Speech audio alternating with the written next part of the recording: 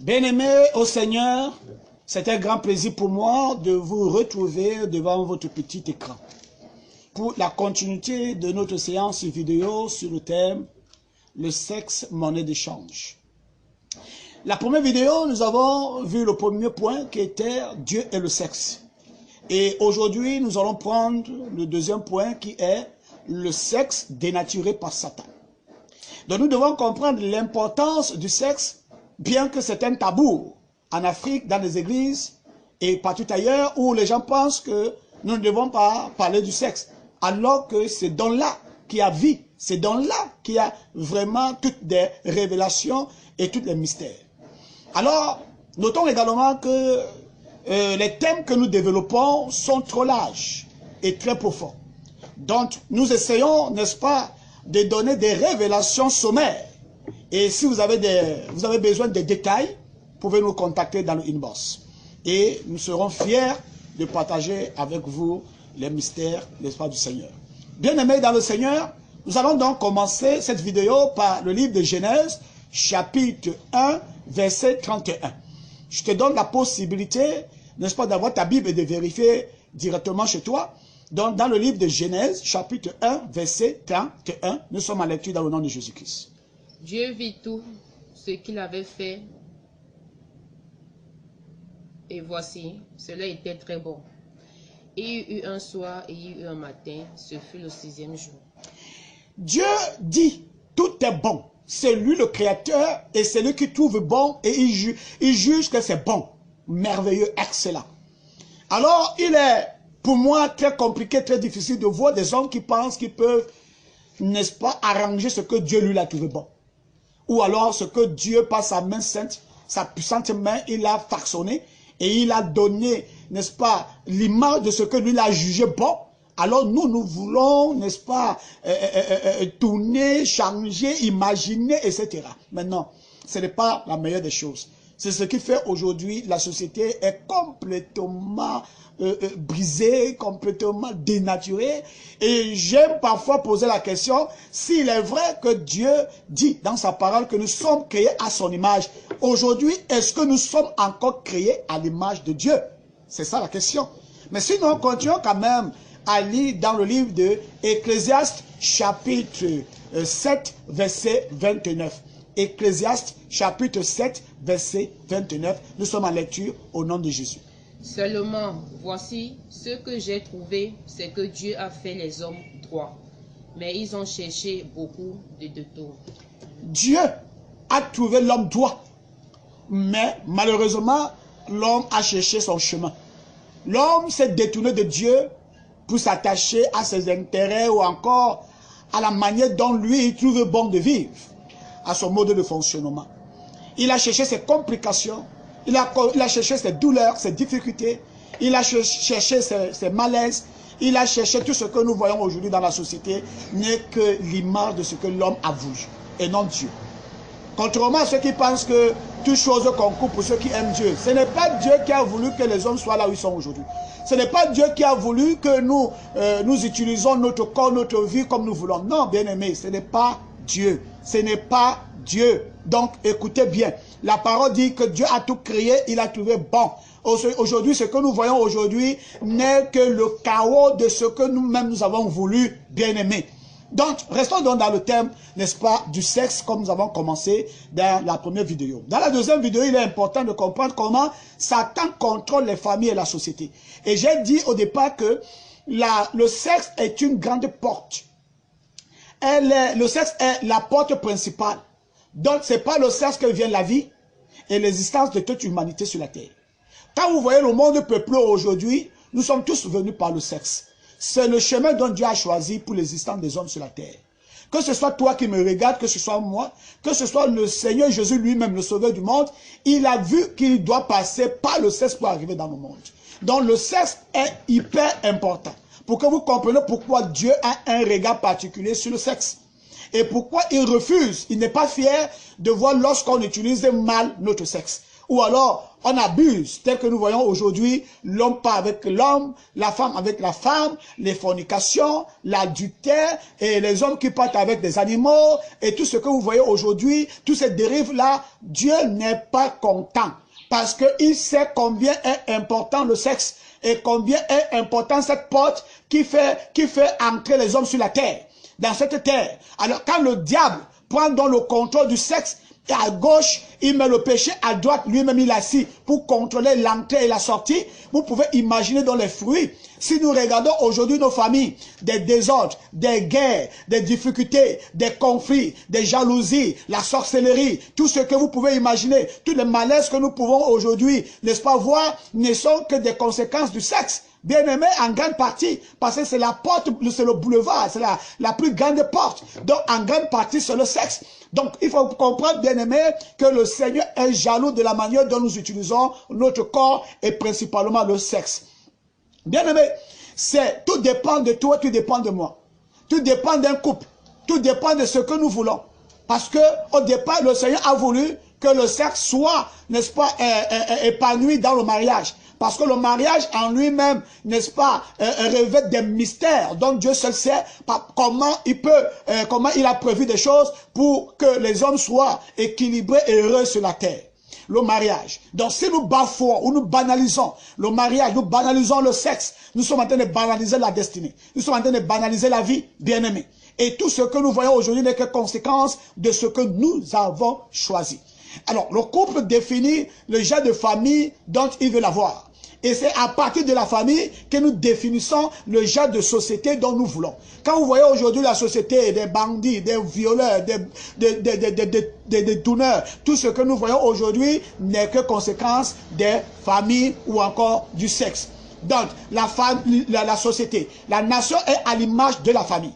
Et la famille est à l'image de l'homme et la femme.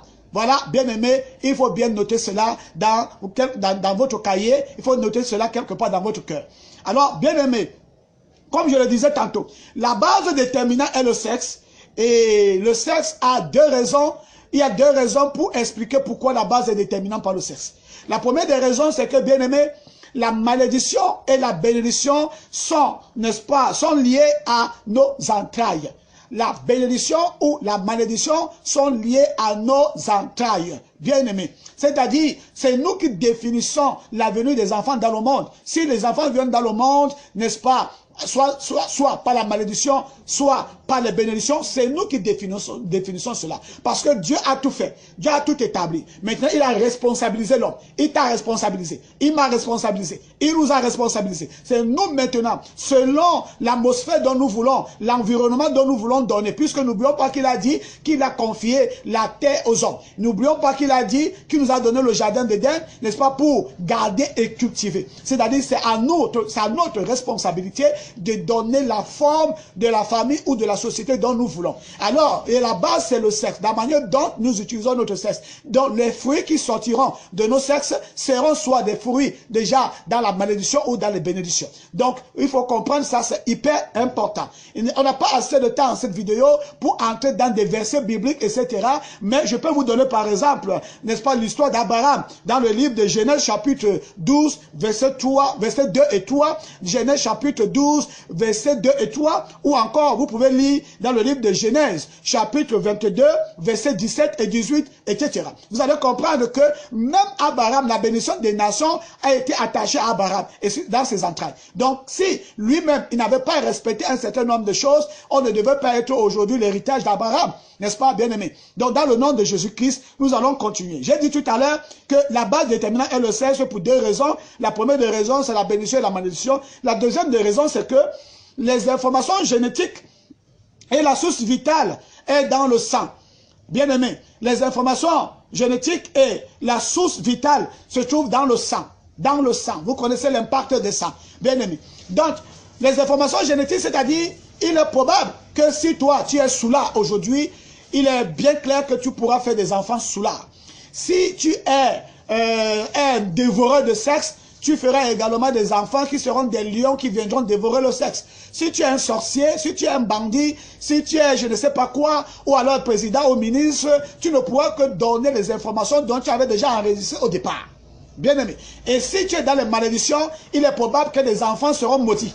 Si tu es dans les bénédictions, il est bien probable que les enfants seront dans les bénédictions. Donc tout dépend des informations dont nous établissons dès le départ ou à la base. Donc comme nous avons l'habitude de dire que cet enfant ressemble à sa tante qui est aux États-Unis, peut-être parce qu'elle a les yeux comme sa tante, ou les cheveux, ou le comportement, ou le caractère.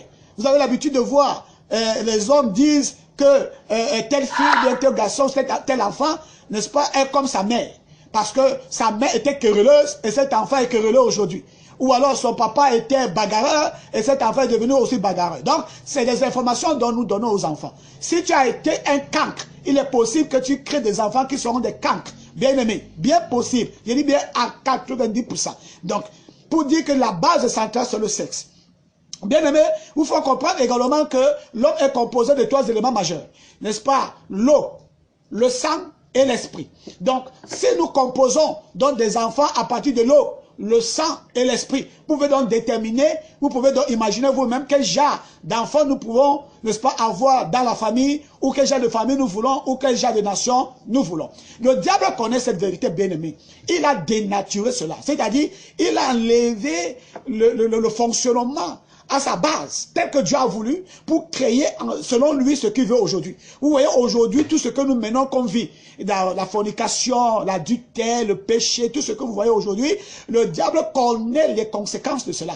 Il sait que derrière cela, voilà déjà des enfants que nous aurons dans nos familles. Quand vous voyez aujourd'hui des enfants mongols, vous voyez les enfants maladifs, les enfants bété, les enfants ceci, cela, les enfants cela, ceci. Ça, c'est à majeure partie à cause du sexe. Parce que le diable est assis au devant de la porte pour contrôler les entrées et les sorties. C'est lui qui définit parfois le genre de femme que tu vas trouver. C'est lui qui définit parfois le genre d'homme que tu vas trouver. Tu vas aller épouser un homme qui est dans une malédiction. Tu vas aller trouver une femme qui est dans une malédiction. Tu vas aller trouver une femme qui a une mauvaise vie. Tu vas aller trouver un homme qui a une mauvaise vie. Connaissant que le mélange de sang, etc., va produire des enfants dont lui, le diable, veut dans la société. Voilà pourquoi le Seigneur dit que nous devons nous séparer de ce monde. Nous devons nous séparer de ces choses-là. Mon frère bien-aimé, c'est pas toi. C'est pas toi. Le diable a tout dénaturé. Il a tout corrompu. Il a tout gâté. Les choses ne sont plus comme Dieu a voulu. Le Seigneur nous demande de revenir, n'est-ce pas, dans sa voie, de revenir dans la parole, de marcher comme il veut. Aujourd'hui, la société est débordée. Les hommes essaient, comme ils peuvent, n'est-ce pas, à créer des ministères de la promotion de la femme et de la famille. Ils ne peuvent pas, bien-aimés. Ce n'est pas le diplôme, ce n'est pas l'école, ce n'est pas la sagesse humaine. Nous devons revenir à Christ. Nous devons revenir à la parole. La parole de Dieu contient la sagesse et la science de Dieu. La parole de Dieu, elle est assez capable de constituer une nation ou des familles. Bien-aimés, si nous voulons avoir une famille heureuse, nous devons nous centrer dans les frères. Si nous voulons avoir une nation autant pour moi heureuse, nous devons nous bâtir à travers des familles, bien-aimés. Si la famille, elle est équilibrée, si la famille fonctionne comme Dieu veut, si nous fonctionnons, nous utilisons notre sexe comme Dieu veut, alors nous aurons, n'est-ce pas, naturellement la main de Dieu qui nous accompagnera. Bien aimé. Donc si nous voulons faire comme nous voulons, en créant des choses que nous voulons, la société va continuer à aller très mal. Et les choses vont aller de pire en pire parce que nous sommes en train de nous rebeller contre la parole de Dieu et contre la volonté de Dieu. Le Seigneur n'a pas créé le sexe pour le désordre. Alors tout ce que nous créons comme les techniques, les machins que les hommes essaient de faire, ils ne peuvent pas. Reviens à Dieu, ma soeur. Reviens à Dieu. Même vous-même qui dirigez la promotion de la femme et de la famille, vous avez besoin de Dieu pour avoir la connaissance et la science de Dieu. Parce que c'est à partir de Dieu que nous pouvons espérer quelque chose. Christ est venu afin de sauver l'humanité. Alors, dans le salut de Christ, il y a tout un enjeu, il y a tout un travail à faire pour que les choses reviennent sur le plan de Dieu. Bien-aimés, je vous donne par exemple un autre passage dont Dieu lui-même dit dans la Bible, dans le livre de Matthieu, chapitre 19, verset 8. C'est par là que nous allons sortir et nous allons faire une courte prière. Donc, prends ta Bible, le temps pour toi, n'est-ce pas, d'être en page, dans le livre de Matthieu, chapitre 19, verset 8. Bien-aimé, est-ce que tu as pris ta Bible? Est-ce que tu es en page? Nous allons rapidement, puisqu'il faut qu'on gagne aussi en temps. Matthieu, chapitre 19, verset 8. Si tu es dedans, nous allons lire dans le nom de Jésus-Christ. Nous sommes en lecture. Il leur répondit, c'est à cause de la dureté de votre cœur que Moïse vous a permis de répudier vos femmes. Au commencement, il n'en était pas ainsi. Au commencement, ce n'était pas ça. Les histoires de désordre aujourd'hui qui font de l'argent, n'est-ce pas? Les hommes s'enrichissent derrière des désordres. Parce que les gens qui profitent de ça, le diable lui-même profite de nos désordres. Dieu n'a pas créé un mariage pour être divorcé. Non, bien aimé, ça ne vient pas de Dieu. Ça ne vient pas de Dieu. La volonté de Dieu, c'est que quand tu t'engages, tu es responsable, ma soeur. Tu es responsable, mon frère. Quand tu t'engages dans un mariage, il faut comprendre que c'est jusqu'à la mort. Et vous devez planifier des choses selon les voies de Dieu. Bien aimé. Donc, le Seigneur dit, ce n'était pas comme ça au départ. Ce n'était pas ça. Les 2 ans que nous vivons aujourd'hui, ce n'était pas le plan initial de Dieu. Ce n'était pas la volonté de Dieu. Nous devons réjouir le cœur de Dieu. Et réjouir le cœur de Dieu, c'est pour notre propre bonheur, bien aimé. Revenir à la volonté de Dieu, magnifier la gloire de Dieu, c'est pour notre propre bonheur, bien aimé. Donc, je veux que tu comprennes cela. Prenons rapidement également le livre de Proverbes, chapitre 16, verset 4. Vous allez vous rendre compte de ce que Dieu est merveilleux. Dieu n'est pas quelqu'un, ce n'est pas un être humain qui va faire des choses au hasard. Si tu es donc dans le livre de Proverbes chapitre 16, verset 4, nous allons donc lire pour la gloire du Seigneur Jésus-Christ. Nous sommes à lecture. L'Éternel a tout fait pour un but, même le méchant pour le jour du malheur. Le Seigneur a tout fait pour un but. Et le but du sexe, c'est d'amener les hommes sur la terre. Le but du sexe, c'est l'épanouissement des hommes, etc.